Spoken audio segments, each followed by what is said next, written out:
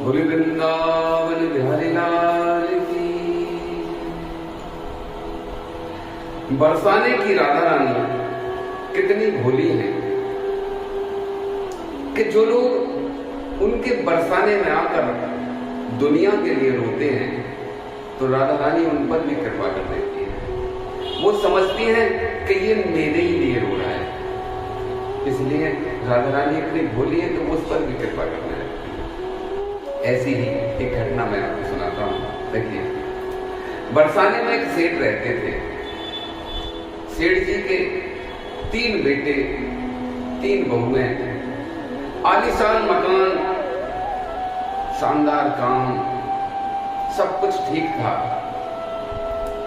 एक दिन सेठ जी के घर एक संत भगवान पधारे। संत जी कहने लगे, सेठ जी क्या बात है, बड़े उदास हो?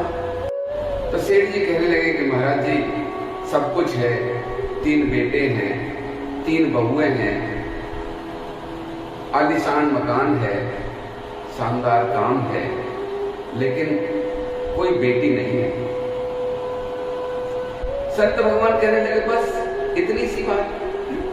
अरे सुनो सेठ, तुमको मिलो बरसाने को वास, यही नाते राधा सुता काहे रहत उदास। अरे आप तो बरसाने के रहने वाले हो, इस नाते से राधा रानी तो आपकी बेटी हो गई। राधा रानी को अपनी बेटी मान लो, बस हो गया काम। सेठ जी का भाग्य, राधा रानी की कृपा, संत का अनुग्रह, सेठ जी के मन में ये बात जम गई, बैठ गई। उसी समय संत भगवान ने बाजार से राधा रानी के एक चित्र मंगाया और सेठ जी के कमरे में स्थापित कर दिया। अब सेठ जी रोज सुबह उठते, राधा रानी को प्रणाम करके दुकान जाते, शाम को आते, राधा रानी को प्रणाम करते, भोग अर्पण करते और राधे राधे करते हुए सो जाते। सेठ जी का जीवन बदल गया। अब सेठ जी किसी से भी कहते थे कि 3 बहू बेटे हैं घर में, सुख सुविधा है पूरी, संपत्ति भरी भवन में रहती, नहीं कोई मजबूरी, कृष्ण कृपा से जीवन पथ में आती कोई ना बाधा, मैं बड़भागी पिता हूं, मेरी बेटी है श्री राधा। श्री राधा, श्री राधा। सेठ जी बड़े प्रसन्न रहते थे और कहते थे, मेरी बेटी राधा है, राधा रानी मेरी बेटी है। इसी तरह जीवन बीत रहा था। सेठ जी का भाग्य बदल गया, जीवन बदल गया। सेठ जी उसी आनंद में रहते थे। एक दिन सेठ जी के घर एक मनिहारी चूड़ी पहनाने के लिए आई। तो राधा रानी ने सोचा कि मेरे पिता के घर चूड़ी पहनाने वाली आई, मैं भी चूड़ी पहनूंगी।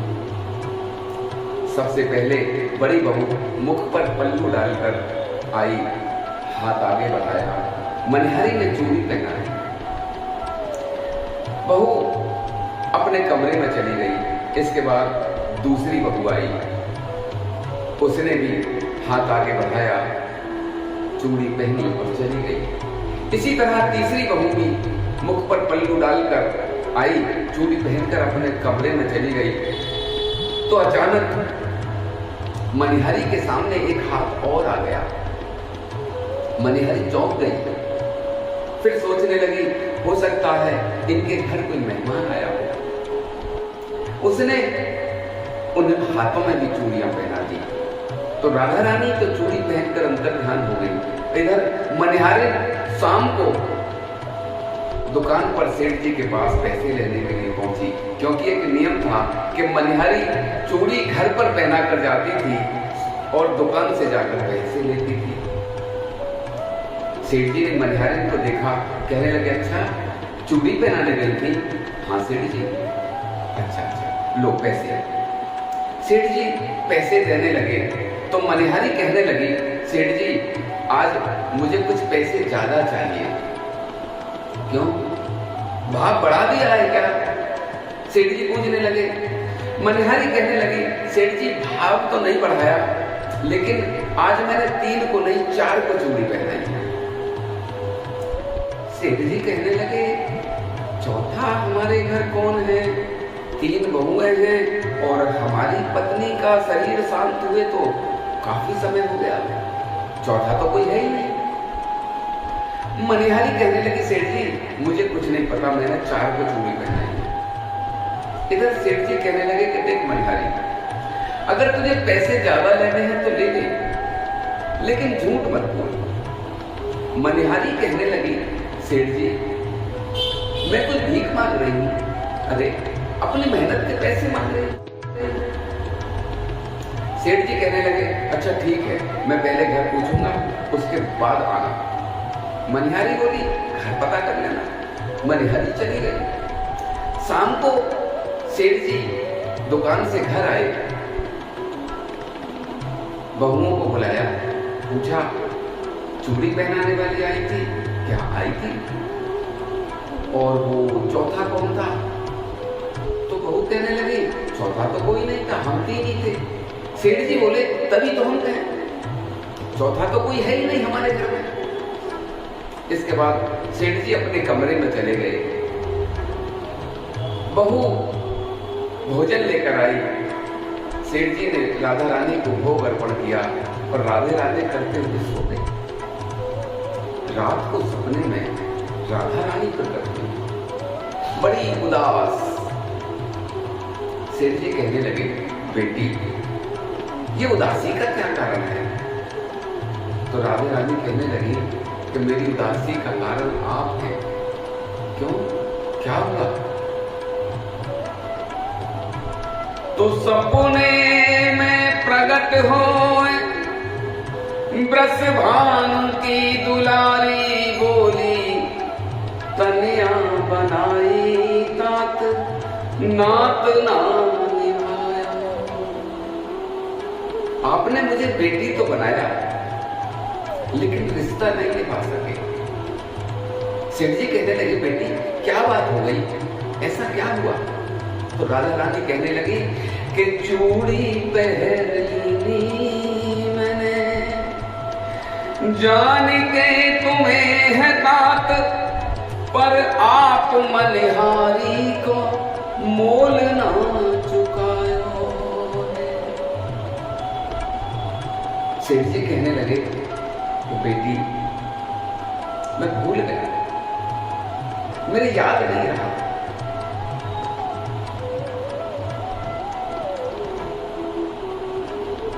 तो राधा रानी कहने लगी कि 3 बहू याद, किंतु बेटी नहीं याद रही, कहत श्री राधिका को ही भरलायो। राधा रानी रोने लगी, कहने लगी कि कैसी भई दूरी, कहो कौन मजबूरी है, आज 4 चूड़ी काज मोही बिसरायो। राधा रानी रोने लगी। इधर सेठ जी की भी आंखों में आंसू भर आए, रोते रहे। रोते रोते सेठ जी की आंखें खुल गई।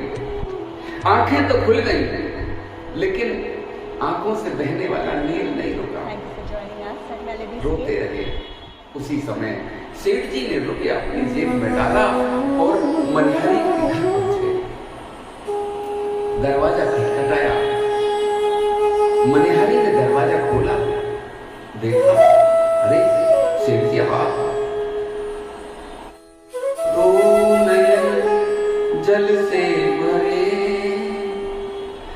मुख से कहे न बोल, मनहारी के पाए पर लगे चुकावन। सेठ जी मनहारी के पैरों में गिर गए, कहने लगे मनहारी तू बता अपनी बेटी की चूड़ी पहराई के मैं तुझे क्या दूं?